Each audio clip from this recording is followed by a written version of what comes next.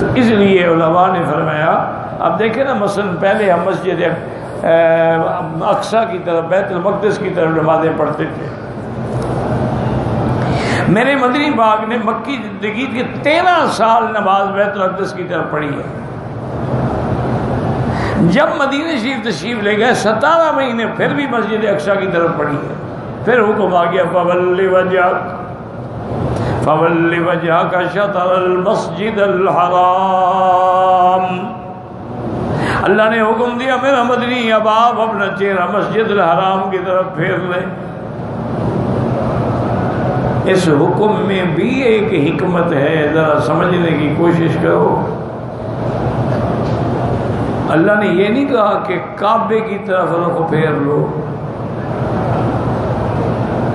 اللہ نے یہ نہیں کہا کہ کعبے کے باہر جو چھوٹی مسجد تھی اس زمانے میں اس کی فرمایا مسجد الحرام، مسجد الحرام سے مراد ہے پورا حدود حرم۔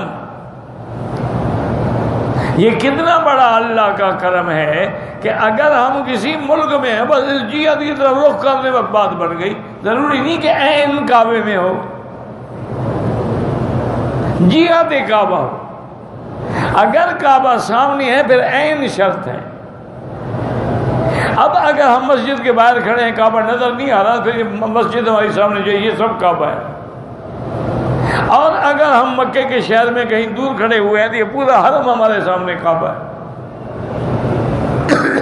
اس لیے دیکھتے ہیں مثلا ہمارے ملک میں مغرب کی طرف رخ کیا جاتا ہے بس۔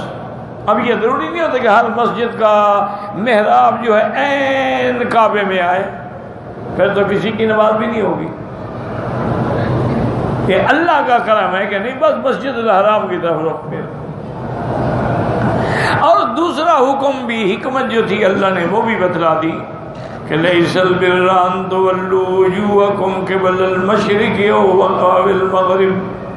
اللہ نے فرمایا میرا مدنی نماز میں چہرہ مشرق کی طرف کرنا یا مغرب کی کرنا کوئی بات نہیں، اصل بات تو میرے حکم کی تعمیل ہے۔ میں نے حکم دیا کہ ادھر پڑھو، ادھر پڑھتے رہے، حکم دیا ادھر پڑھو تو ادھر پڑھنا شروع ہو گئے۔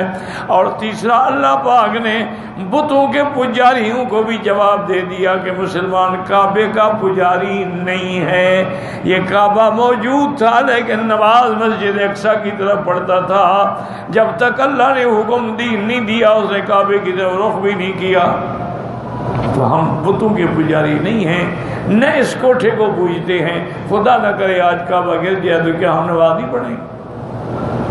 یا اگر ہم ہوائی جہاز میں، اور ہوائی جہاز 40,000 قدم اونچا ہے، کعبہ تو نیچے رہ گیا، ہم اسی رخ پہ نماز پڑھیں گے، کیونکہ کعبے کا حکم یہ ہے کہ تحت الثری سے لے کر 7ویں آسمان تک بیت المعمور تک یہی کعبہ ہے، تو اس سے اونچا کون ہو سکتا ہے؟ تو لہذا ہم جہاں بھی ہوں گے اسی رخ پہ ہم نمازیں پڑھیں گے۔ بلکہ حدیث میں آیا ہے کہ بیت المعمور جو 7ویں آسمان پہ کعبہ ہے، اگر اللہ اس کو اتارے تو عین اسی کعبے کے اوپر آگے بیٹھے گا۔ تو اس لیے اس تبدیلی میں بھی حکمتیں ہوتی ہیں۔ اللہ تبارک و تعالی جانتے ہیں کہ میرے بندے کتنے متحمل ہو سکتے ہیں۔ پہلے ان کو تھوڑا یعنی دین کی طرف لگایا جاتا ہے، جب پختہ ہو جاتے ہیں پھر رعایتیں کی جاتی ہیں۔ آپ دیکھتے نہیں ہیں کہ جیسے فوج کی ٹریننگ میں کسی کو کیڈٹ بھرتی کرائیں تو پہلے سال، 1 سال جو اس کی ٹریننگ کا ہوتا ہے اس سے جان نکل جاتی ہے۔ وہ جناب کبھی ان کے لیے دوڑ ہو رہی ہے، کبھی ان کے لیے کرالنگ ہو رہی ہے، کبھی ان کے لیے بوجھ اٹھایا جا رہا ہے، کبھی جمپنگ ہو رہی ہے، کبھی گھوڑ دوڑ ہو رہی ہے۔ جب افسر بن جاتے ہیں پھر مزے کرتے ہیں، اے سی میں بیٹھ کے اشارے کرتے رہتے ہیں، پھر محنت کی ضرورت ہے۔ محنت تو سپاہی بیچارے کا کام ہے۔ تو اس لیے اللہ کی ہر چیز میں حکمت ہے۔ السلام علیکم ورحمۃ اللہ وبرکاتہ۔ اگر آپ مولانا مکی صاحب کی روزانہ شارٹ کلپ ویڈیو حاصل کرنا چاہتے ہیں تو ہمارا چینل سبسکرائب کریں اور بیل آئیکن کو ضرور دبائیں۔ جزاک اللہ۔